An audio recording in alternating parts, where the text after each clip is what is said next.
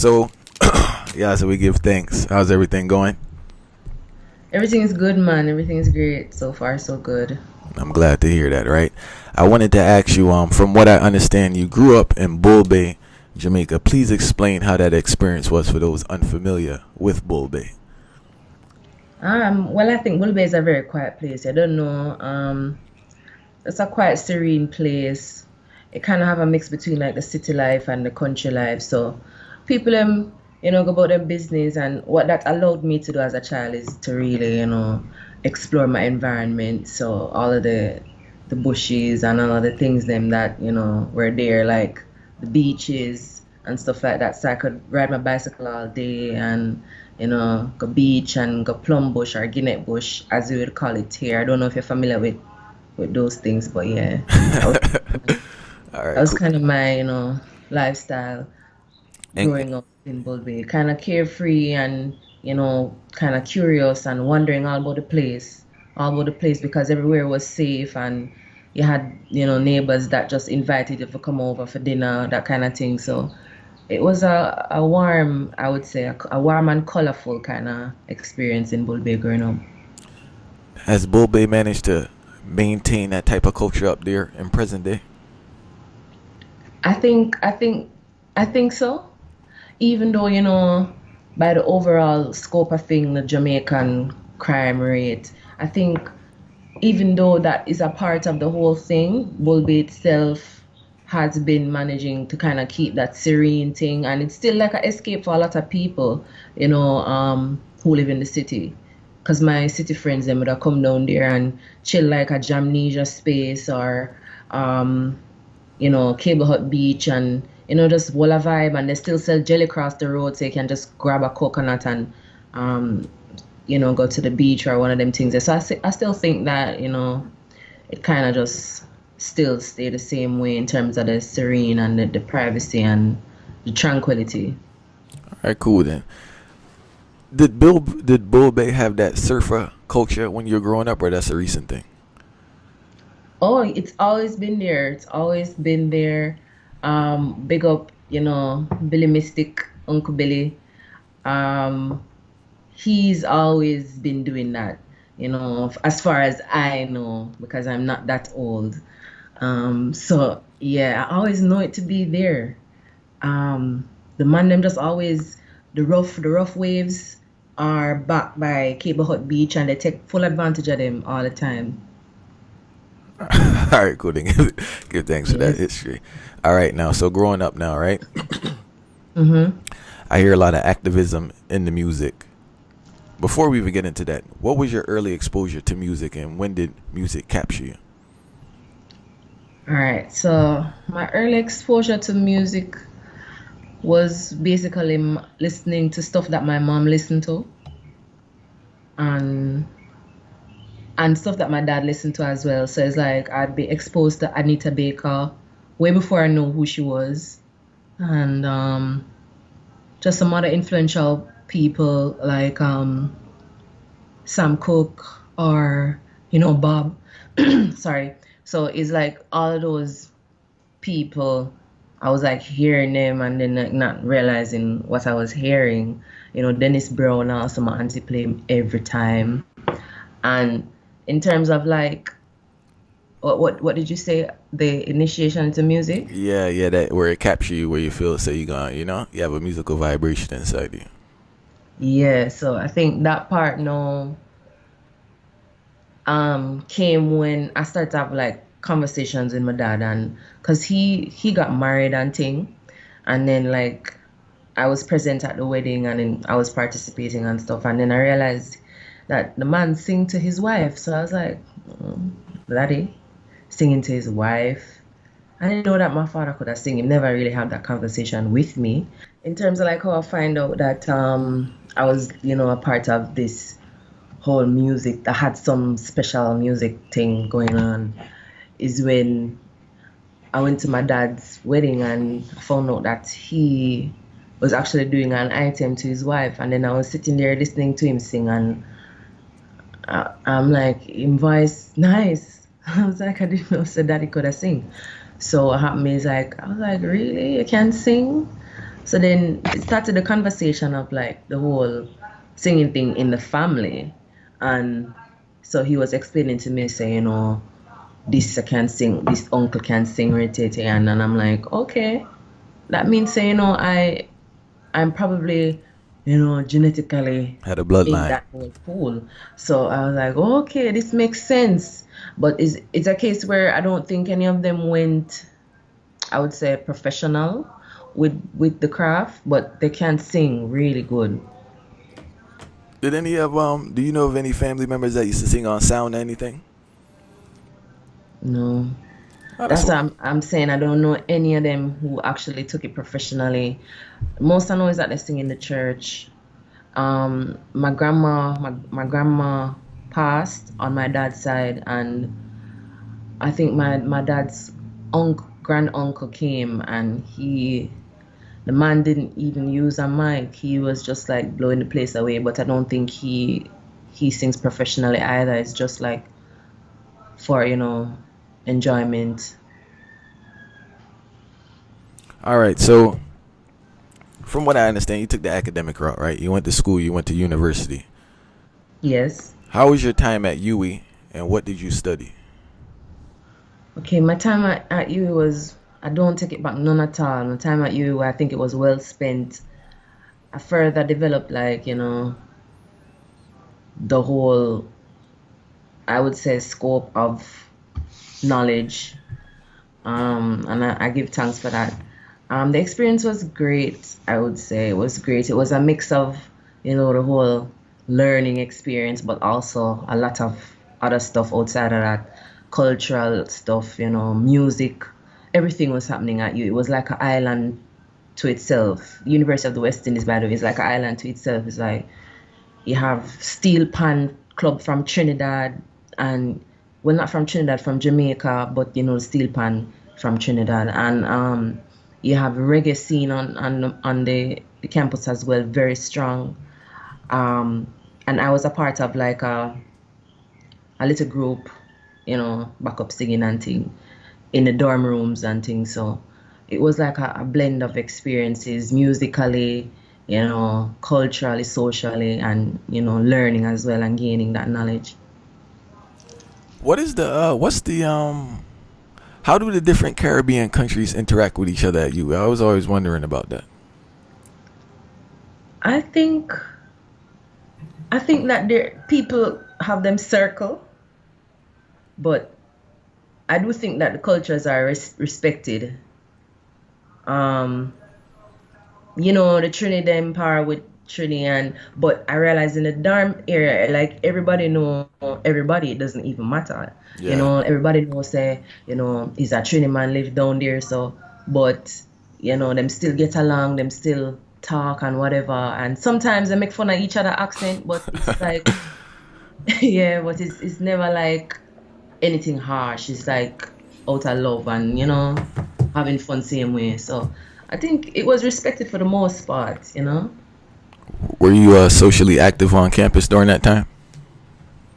Yes, I would say that I used to spend good amount of time on the halls them, because I always had some friend who lived on the hall even though I wasn't boarding and things. So I used to always like chill back and just find out what am I talk about, or the new thing, what's the new trend, all of them things. And apart from that, I used to go to UE Fit. So it's like they have Integration Thursdays. That was actually an event that them keep every Thursday on campus. Integration Thursday, and it literally mean integration. So like everybody from anywhere on the campus come and them play music and everybody dance and enjoy themselves before them go home. And then the bus them would have take you home because they know that probably to be too late. So integration Thursdays was definitely my thing. After hard work as school from Monday to Thursday, like yeah man, we need some integration Thursdays, and you go and meet new friends, everything. So it was like definitely social. All right, cool then. All right, you finished UE. Then I take it that you started music after UE. Yes. All right. Like seriously, yeah. how did you make that decision? Because you put in the years academically at the school, and I'm pretty sure well, I would believe that the expectation for your parents was to get more in a corporate vibe or take that traditional route. How did you make that decision, and what was everyone's reaction to that decision to fully pursue music? All right, so I made a decision because I just realized that this thing wasn't going to work out. I started working at a call center because I had sent out so many different applications, and that was the only one that responded and thing. And it was such a drag. I was like, I can't do this. I don't know how everybody else do this. So to me, it's like the whole 9 to 5 thing just wasn't for me. And then I always had the burning passion of music. So I was like, you know what?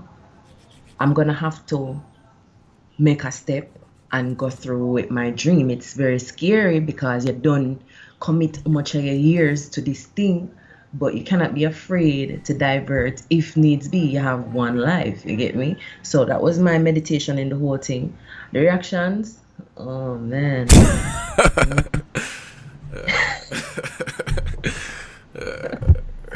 You know how that go already, yeah, for real.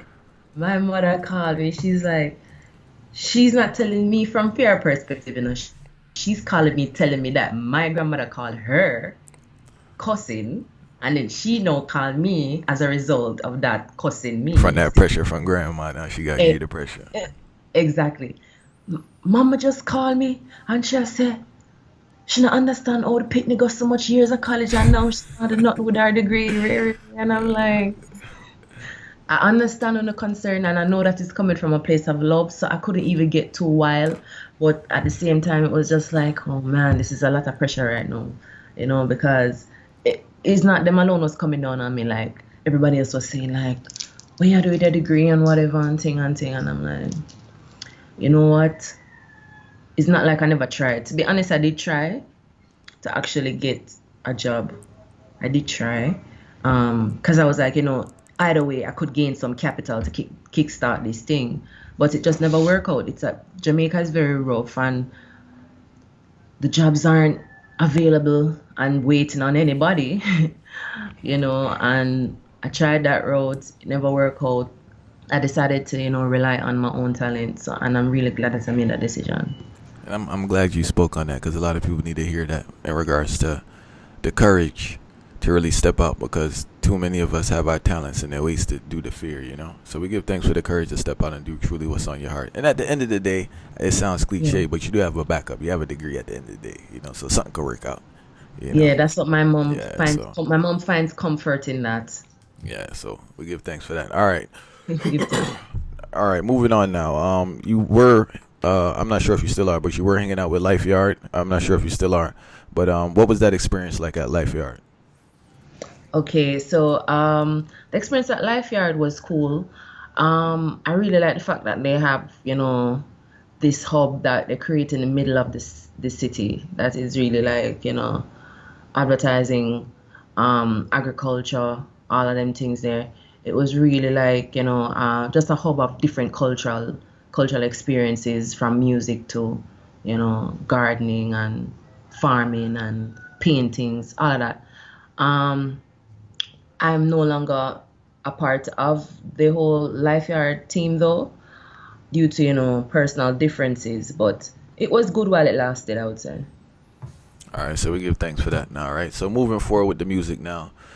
Um, you made that decision. You're getting into the music. What was your initial avenues of promoting yourself? 'Cause I know they have Jamnesia on your side of town, but where else were Yeah. you going to kind of bring forth your music You mean no or initially when you first started out? oh, when I first started?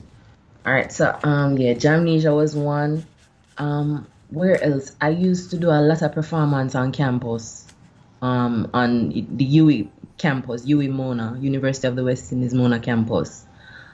Um, I had a friend, and him used to keep shows at the Rastafari Institute, and it wasn't like any big thing, but quite a few college students would always come after them classes finish to like check it out. So I used to always make sure say I'm on that show, and sometimes until they started to call me to come on the show, I was like, yeah, them calling me up now this time, and I was like, yes. So that was one of the places that I would have go. And then like from there, it was really like all over Kingston. So you have like inner city dub, that's at Cargill Avenue in near Half Tree. With the Great I I was Nation. yes, Yeah, yeah, I yeah. was there. Um, um, Kingston Dub Club. I never really performed there, but I was there like hanging out, promoting and stuff. Performance wise, I was at Stones Throw. Basically, all of the music spots them in and around Kingston, I want. everywhere. Sorry, I always Every ask everyone this. I want to ask you this, right? With Kingston Dub Club, that's up Skyline, right? yes. Yeah, I've been up there like twice, and I get more uptown vibe up there. I know it's supposed to be a culture vibe, but the crowd seem more kind of international uptown. Is it because of Oh, the you've been up distance? there twice. Yeah, go on with things, man. Is it because of the distance? Why? 'Cause I know even in the city dub kind of mixes. Like you still have that international crowd. I don't know. I just seem like the culture events is not a lot of Jamaicans there. I agree with you about Kingston Dub Club. I didn't even expect for you to actually notice that difference. I didn't even know that you were familiar with the whole uptown downtown thing, but it's true, and I think it just happened over time. I don't think it was that way in the initial stage because I remember when like my friend them used to go and them used to say, strictly roots and chalice and all of them things they up there. But I think no, because them probably put it on some tourist website or I don't know. Yeah. But probably that is the way that make it start to become that space because it wasn't like that. And I think it's probably how it's being marketed and them thing there. Uh, And like a certain set of people start to come now. But it definitely wasn't like that. But I agree with you 100%. It start to feel more kind of tourist. all right, cool then. How did you build up yourself on social media? I see you you've been in a lot of publications, you've been in a lot of places. I take it that you're a one man show at this point, or you have a one woman show at this point, or do you have a team? Oh, my how I build is basically like just by doing everything really. So you do everything. You try get on dates, you try perform there, you try to get magazine features, newspaper articles, everything. And in terms of my team now, um, my team really consists of my friends right now and my manager. So I have a manager and I'm working with a producer now, Rory of Stone Love. So I consider him to be a part of the team because he is you know putting in that muscle. He's putting in that muscle where the record is concerned. My new single, Is It Because I'm Black, it's produced by him. And my manager is definitely like every and anywhere making sure that things are going in work really hard. So big up Travis. You don't know. And my friends them I consider them to be a part of my team because they chip in and they help with promotion and them things. But I'm not at the stage where I have like a full, official team kind of thing now. I'm working towards it, but it's not yet there, to be honest. All right, cool. Very impressive because I see the thing on one level in regards to circulation and building up the brand. So we give thanks for that. All right, Yes. you mentioned the great Rory Stone Love, right? Yes. All right, Yes. how you link up with Rory? I just talked to him actually. Him called me like, oh, everything I go on with the tune. Wanna go to dance them yet? Yeah. All right, cool. How you link up with Rory? All right. So it was a Stone's Throw performance. Remember I tell you I was like, I do crazy shows. I think I do like in 2017 alone, I do probably close to 80 odd shows in and around Kingston, Man, and trust me. And then it was one of my many Stone's Throw performances because I performed at Stone's Throw countless times, and he saw that particular performance, and he called the person who was actually putting on the event and say, "Who's that girl? Want to link her and thing." And he called me, the promoter called me, and he's like, Rory just called me and I say, "Want to link you and thing." So we're like, "Really?" I say, "Yeah." So like, okay. So I think it's like a couple days after that, me and my manager we just go down place and thing and the studio and listen to some beat and thing and just a vibe and I say, we're gonna do some work. So that was how that happened still. All right, because I listen to the other tunes and you go hard, no disrespect. But this one here, you're going super hard. So, what's the vibration with this one and how this one come out? Because all this you there burning one fire on one Bible. You there talking about the lineage and the racism, and not that you don't talk about the topics, but lyrically, I feel it's on one different level from your other songs. I think so too. Um, I think this really was like the vibe in this one was like, you know, just talk about what you want to talk about. Cause his thing is black. Rory Stone Love thing is black dub music. Big So time. he was like, talk about what you want to talk about with Black history. That's what he said to me, and I was like, this is right up my alley. So that's what he wanted for the track. He's like, yo, do Black history. That's what he said, and then we just run with it. I just run with it and just talk about every single thing. I realized that if I sing, probably I gotta lift out some things, and I didn't want to do that, so I just bars and bars and bars and bars. So that was kind of the vibe that I got from the whole thing for just the bars and bars. So How do you write? Do you write lyrics? Do you just kind of do a freestyle vibe? How do you create your music? um, different ways. It's never like one strict way.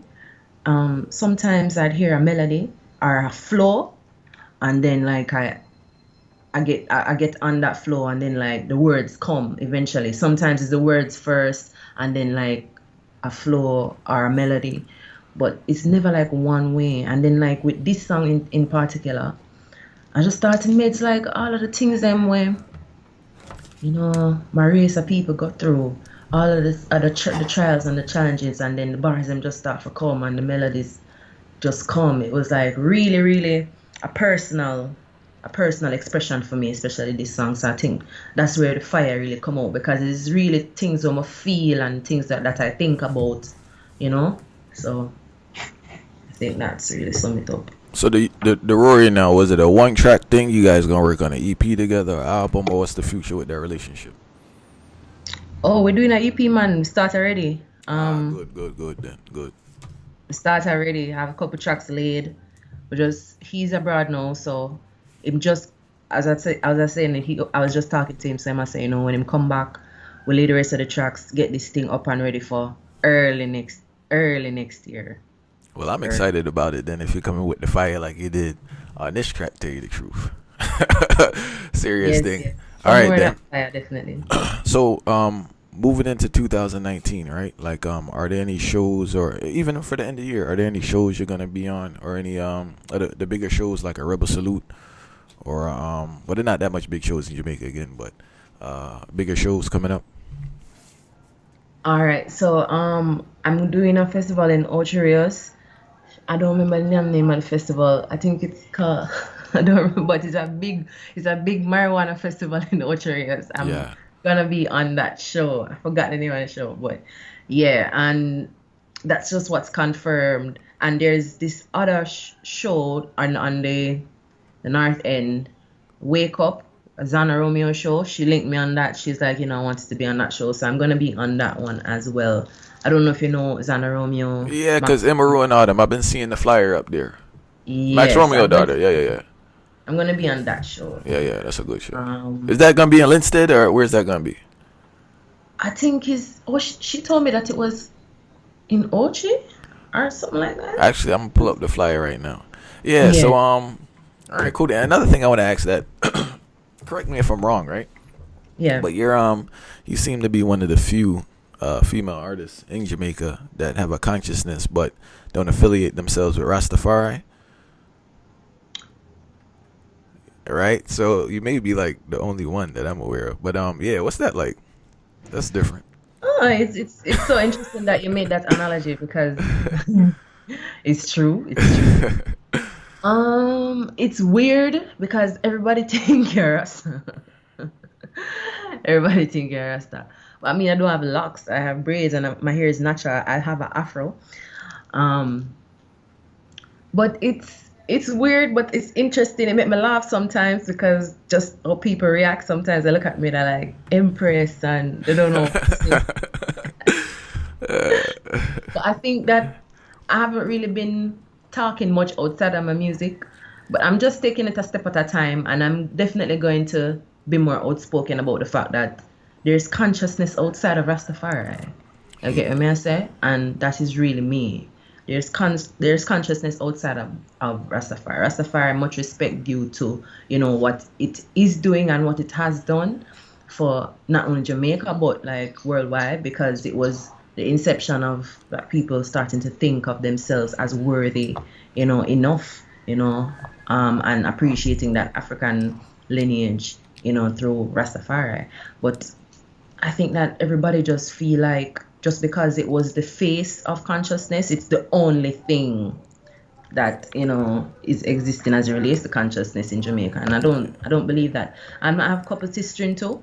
I have a group called Black Wing Subversion where we talk about the same things that I talk about, and we're not Rastas, but we know what go on. We're conscious of certain things. When we heights up Marcus Garvey, we know about Selassie too, but we not really stick to him alone. You get me? I say we heights up all of the great scholars and all of the great philosophers in the Black history. So I think I'm going to be more vocal about that. But so far the reaction is just like people confused really until like I have a conversation with them. Then them like, oh, okay. Yeah, I think I've been fortunate enough to be amongst some real Rasta elder and enough entertainers, and I burned a fire on this earlier, so I could do it again. Who cares? But most of the artists, it's just style. They're not really no Rastas, so they really live that live. It's just they figure from they sing culture music, they need to put on locks. So we give thanks for being true to yourself, because you could be conscious and Exactly. cultural, but you don't have to put on the locks, because it creates a problem, because with their hypocritical lifestyle, they give Rasta a bad look when people observe it. It's better they just trim, sing their culture songs, and keep it moving. Real talk. So it is what it is. The truth still a real talk, and you say everything right. I don't have to add nothing to that. Not a All serious thing, man. all true. And we give thanks that the sister can also, you dear, bringing forth Marcus Garvey. We love to see that, the balance, because we know the kings do it. It's good to see the queens do it. And yeah, we give thanks for the reasoning still here at Power Reggae, online reasoning. And we Man, wish you looking the forward to best. this online. Now we wish you the best in everything you do. Serious thing, all right? Thank you, brother. I don't know. Give thanks and rebel up.